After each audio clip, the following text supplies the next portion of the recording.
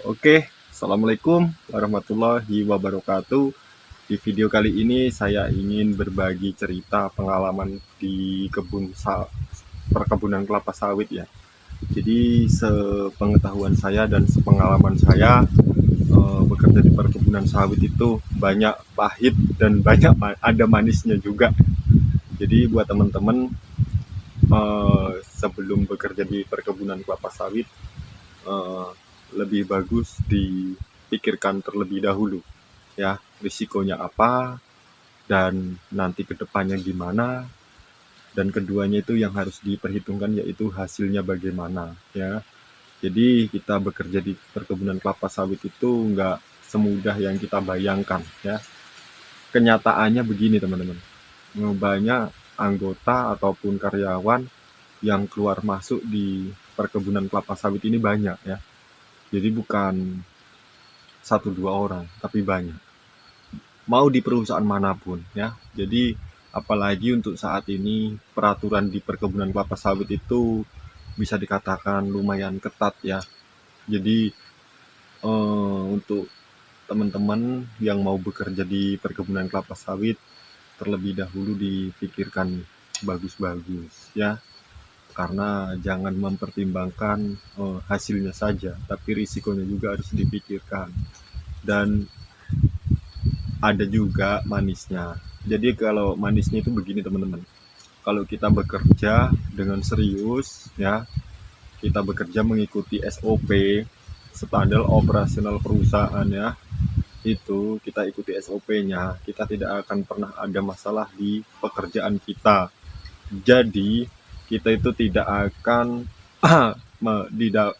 kita tidak akan ditegur mandor ataupun diberi sanksi lah, intinya seperti itu. Jadi kita kerja itu lepas karena kerja kita benar, bagus ya. Ya, jadi kita aman. Otomatis kita pun untuk penghasilan itu akan menyesuaikan kalau kita rajin ya. Jadi banyak juga teman-teman yang bekerja di perkebunan kelapa sawit itu banyak yang hasil ya. Tapi banyak juga yang nggak hasil, nggak sanggup, dia pulang, pergi gitu ya. Pulang kampung ataupun pergi pindah perusahaan lain, nggak tahu lah ya. Intinya kalau bekerja di perkebunan sawit yang paling utama modal yaitu nekat ya, nekat dan niatnya itu bukan tanggung-tanggung ya. Begitu kita melangkah masuk di perkebunan kelapa sawit, kita harus tekad lah, bulat nekatnya kita, jangan tanggung-tanggung ya. Karena kalau kita tanggung-tanggung, otomatis kita bekerja paling 1 bulan, setengah bulan, bahkan 2 bulan paling lama, udah kita pulang kampung ataupun kabur ya. Yang orang kabur-kabur itu biasanya akan meninggalkan masalah di setiap tempat pekerjaan. Jadi buat teman-teman, janganlah diikuti jejak-jejak orang-orang yang seperti itu. Itu saran saya ya. Jadi untuk ini saya ceritakan pahitnya. Kalau untuk cerita pahitnya itu teman-teman ya, untuk bekerja di perkebunan kelapa sawit itu ya banyak. Satu, terkadang kita kalau kerja direkrut ya, kita mengikuti dari Facebook ataupun apa loker-loker gitu. Kalau kita nggak bersangkutan langsung sama mandornya, itu pasti banyak kecewanya ya.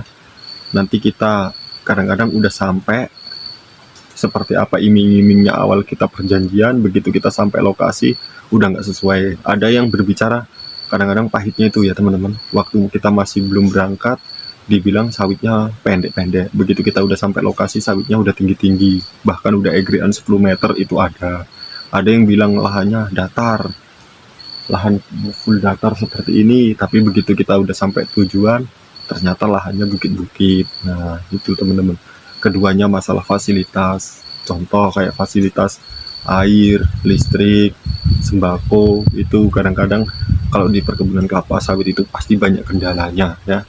Tapi kalau untuk fasilitas sama perusahaan itu, fasilitas perusahaan itu tetap difasilitasi ya, namanya perusahaan juga ya. Cuma tidak secepat seperti yang kita inginkan karena pakai proses ya. Karena kita laporan ke pimpinan, pimpinan lapor ke pimpinannya lagi. Seperti itulah tahapannya. Jadi semuanya itu kita, itulah tadi yang saya jelaskan, bekerja di perkebunan kelapa sawit itu ada manis, ada pahitnya ya. Kalau pengalaman pribadi saya, dari kecil saya di kebun sawit sampai saya sekolah, SD itu saya di PT ya, di perkebunan kelapa sawit sampai tamat sekolah, bahkan sampai sekarang saya masih di perkebunan kelapa sawit. Jadi kalau saya rasakan itu banyak pahitnya. Kalau ada yang nanya kenapa banyak pahitnya tapi kok mandor masih bertahan di perkebunan kelapa sawit, saya terpaksa ya. Saya mau kerja di mana lagi kalau nggak di perkebunan kelapa sawit ya. Saya terpaksa keadaan. Saya nggak ada skill kerja lain kecuali kerja di perkebunan kelapa sawit. Kalau perkebunan kelapa sawit ini saya dari nol sampai ke panen bisa saya. Yang saya maksud itu nol itu dari tanaman pembibitan sampai ke panen saya kerjakan. Nah, itu ya teman-teman ya. Untuk teman-teman sebelumnya saya ingatkan kembali, dipikir-pikir sebelum bekerja di perkebunan kelapa sawit. Meskipun saya sudah banyak menawarkan lowongan kerja buat teman-teman yang minat bekerja di sini, ya silahkan, itu hak teman-teman. Cuma dipikirkan yang bagus-bagus, itu aja saran saya. Terima kasih, sampai jumpa. Jangan lupa di like dan subscribe supaya saya lebih semangat untuk ngobrol sama teman-teman ke depannya, berbagi informasi pengalaman di perkebunan kelapa sawit selanjutnya. Itu aja teman-teman, terima kasih, bye.